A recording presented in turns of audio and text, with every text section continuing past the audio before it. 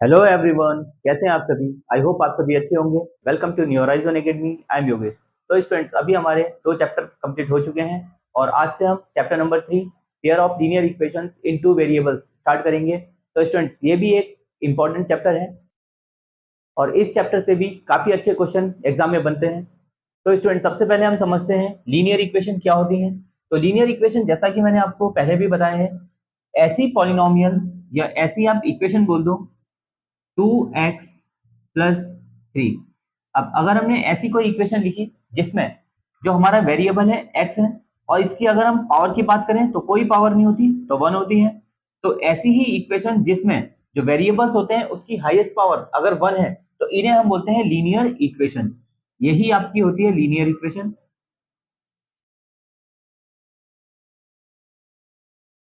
और स्टूडेंट, ये जो हमारी लीनियर इक्वेशन है, ये linear equation in one variable है क्योंकि यहाँ पर सिर्फ एक्स ही वेरिएबल है।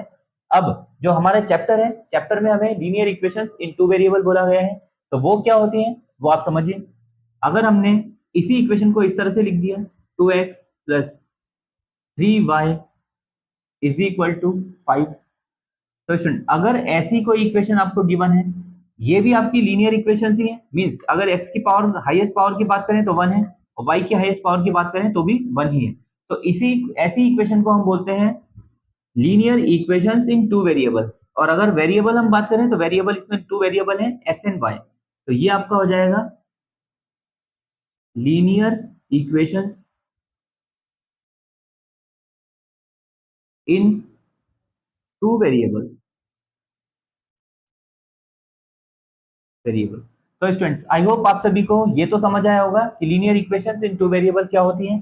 तो इस टाइप की और भी बहुत सारी इक्वेशन हो सकती हैं। और इसी तरह से अगर हम लिखें 7a प्लस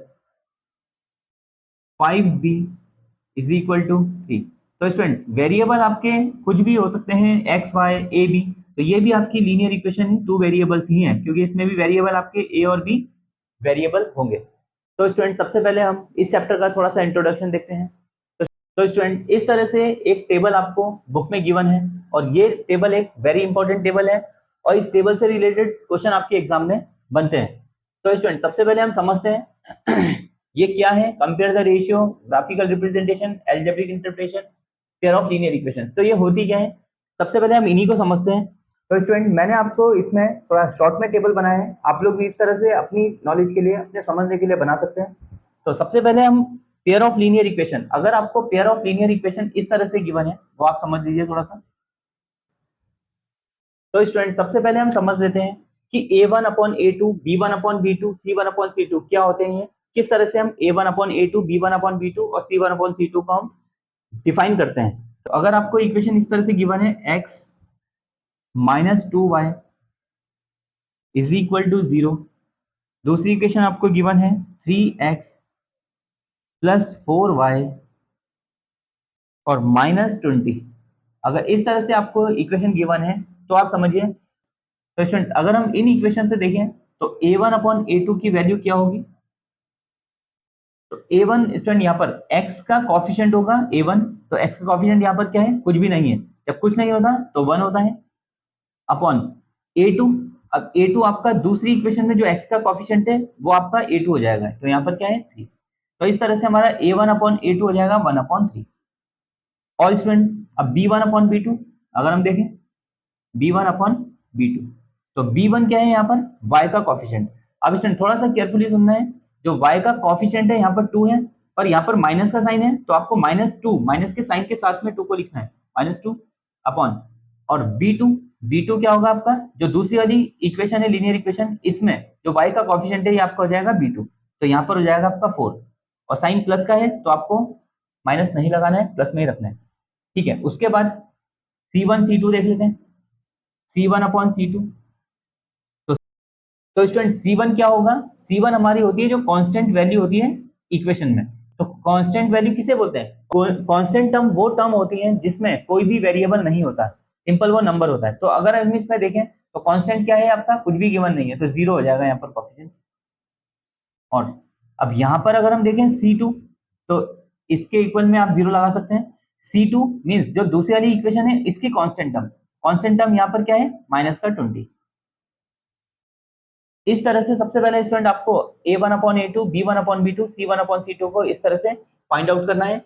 देन उसके बाद तो स्टूडेंट अगर हम इसमें फर्स्ट केस देखें तो फर्स्ट केस आपको इसमें क्वेश्चन में क्या गिवन है, जो कंपेयर द रेशियो है ये आपको दे रखा है a1/a2 is not equal to b1/b2। तो स्टूडेंट अगर ऐसी कंडीशन होती है जिसमें a1/a2 not equal to b1/b2 है, जैसे हम यहीं पर बोले a1/a2 हमारा 1/3 था और b1/b2 था -2/4, तो हमारा ये दोनों वैल्यू इक्वल है क्या? नहीं है। तो इस तरह से a1/a2 not equal to b1/b2 अगर होगा तो इसका जो ग्राफिकल रिप्रेजेंटेशन होगा वो कैसे होगा? वो होगा इंटरसेक्टिंग लाइन।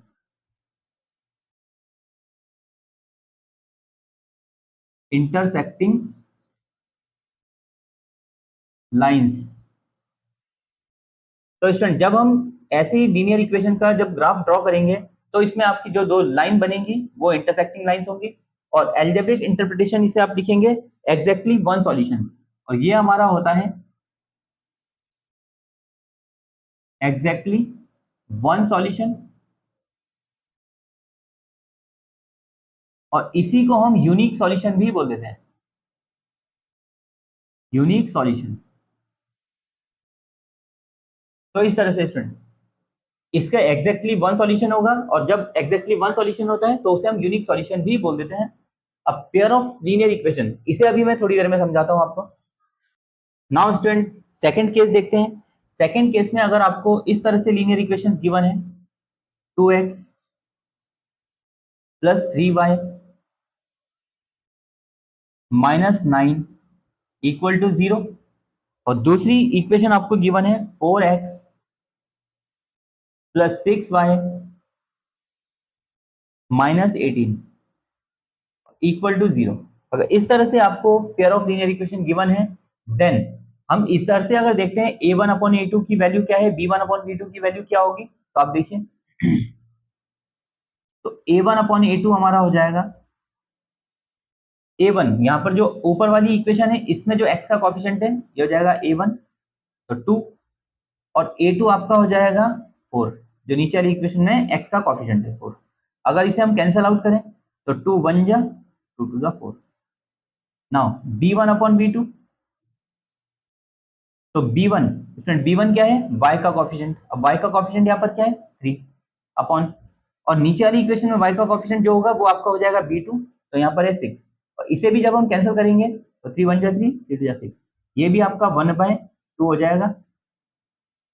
और इसी तरह से जब हम c1/c2 करेंगे, c1/c2, तो c1 आपको इसमें क्या गिवन है? माइनस का 9, तो -9 अपॉन -18, माइनस से माइनस आप कैंसिल कर दीजिए यहाँ पर, और 9 1 जा 9 2 जा 18।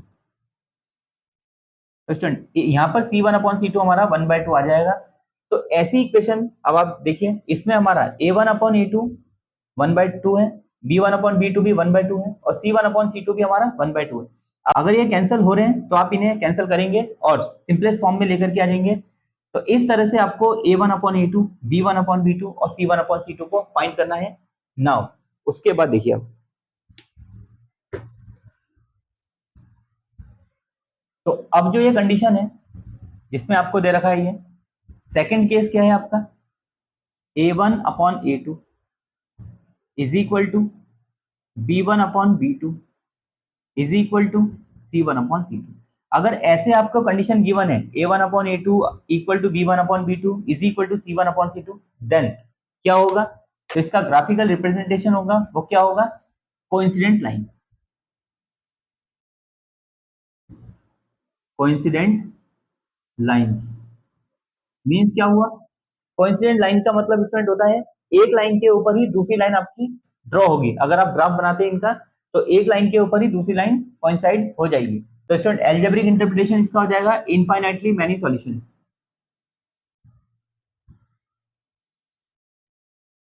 Infinitely many solutions. इसी तरह से स्टूडेंट अब आपको a1/a2 b1/b2 c1/c2 की वैल्यू फाइंड करना आ गया। तो स्टूडेंट इसका एक केस और होता है, वो भी आप देखिए, A1/A2 is equal to B1/B2 is not equal to C1/C2। अगर आपको इस तरह से कंडीशन गिवन है, देन इसका जो ग्राफिकल रिप्रेजेंटेशन होगा वो होता है पैरेलल लाइन। पैरेलल लाइंस, जब हम इन इक्वेशंस का ग्राफ बनाएंगे, देन आपकी तो जो लाइन ड्रॉ होंगी वो होंगी पैरेलल लाइंस, और इसके आपके होते हैं नो सॉल्यूशन। जब पैरेलल लाइन होगी तो इसका जो एल्जेब्रिक इंटरप्रिटेशन होगा वो होगा नो सॉल्यूशन। No solution. तो स्टूडेंट्स अब हम समझते हैं पेयर ऑफ लीनियर इक्वेशंस क्या होती हैं। तो पेयर ऑफ लीनियर इक्वेशंस अगर आपको इस तरह से केस गिवन है A1/A2 not equal to B1/B2, तो इसमें इंटरसेक्टिंग लाइंस बनती हैं। और जब इंटरसेक्टिंग लाइंस मींस अगर लाइन किसी भी पॉइंट पर एक दूसरे को इंटरसेक्ट कर रही है, मींस कहीं पर वो कट कर रही है, तो आपका कंसिस्टेंट पेयर होता है। ये आपका हो जाएगा कंसिस्टेंट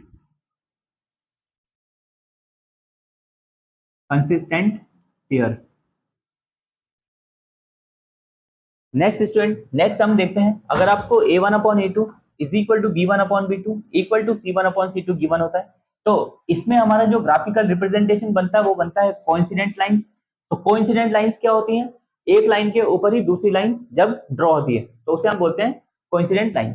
तो कोइंसिडेंट लाइन में तो स्टूडेंट बहुत सारे पॉइंट पर दोनों लाइन मीट करेंगी, तो इसमें भी आपका कंसिस्टेंट पेयर ही होगा।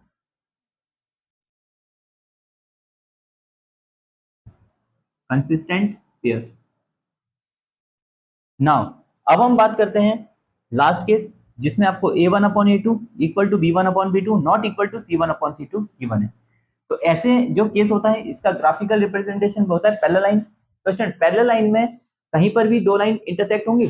नहीं होती है। तो ऐसे केस में जब दो लाइन कहीं भी इंटरसेक्ट नहीं होगी, कहीं भी मीट नहीं करेंगी, तो इसमें आपका होगा इनकंसिस्टेंट पेयर।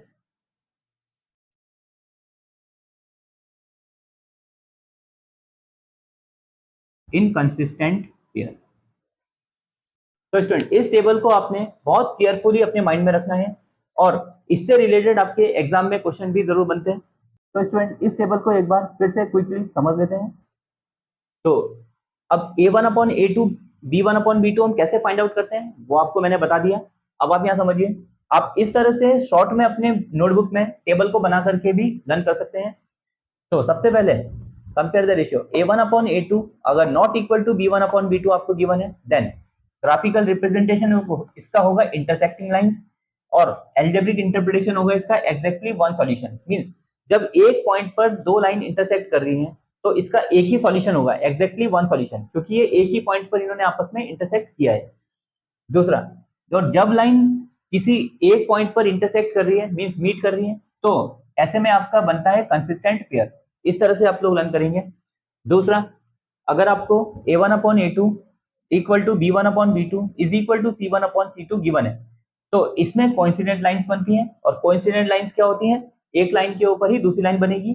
तो स्टूडेंट जब एक लाइन के ऊपर ही दूसरी लाइन बनेगी तो बहुत सारे पॉइंट्स में वो आपस में मिलेंगे, तो इसीलिए इसका जो सॉल्यूशन होगा ये होगा इनफाइनाइटली मैनी सॉल्यूशंस।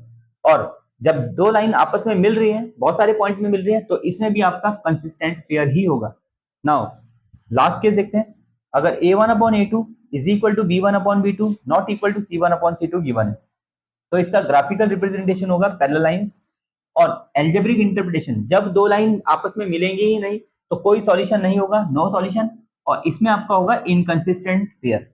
तो आई होप स्टूडेंट्स आप सभी को जो ये टेबल है बहुत अच्छे से समझ आया होगा। तो स्टूडेंट्स इस टेबल से रिलेटेड जो भी क्वेश्चन है वो हम नेक्स्ट वीडियो में कवर करेंगे। तो आई होप आप सभी को बहुत अच्छे से ये टेबल समझ आया होगा। अगर आपको वीडियो पसंद आया तो वीडियो को लाइक कीजिए, चैनल को सब्सक्राइब कीजिए, और अपने फ्रेंड्स में आप शेयर भी कीजिए। तो मिलता हूँ आपसे नेक्स्ट वीडियो में, तब तक के लिए बाय बाय, टेक केयर, जय हिंद।